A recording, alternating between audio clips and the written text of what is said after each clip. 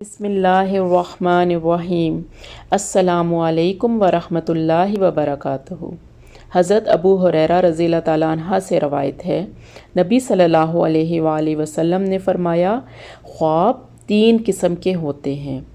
ایک، اللہ کی طرف سے خوشخبری، دوسرے دل کے خیالات، اور تیسرے شیطان کی طرف سے خوف زدہ کرنے کے لیے برے اور ڈراونے خواب۔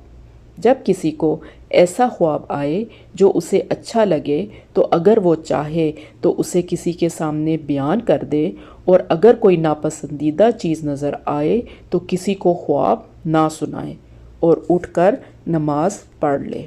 اسی طرح حضرت ابو ہریرہ رضی اللہ تعالیٰ عنہ سے روایت ہے کہ رسول اللہ صلی اللہ علیہ وآلہ وسلم نے فرمایا، جب کسی کو ایسا خواب آئے جو اسے برا لگے تو اسے چاہیے کہ کروٹ بدل لے اور بائیں طرف 3 بار تھوک دے اور اللہ تعالیٰ سے اس خواب کی بہتری کا سوال کرے اور اس کے شر سے اللہ کی پناہ مانگے۔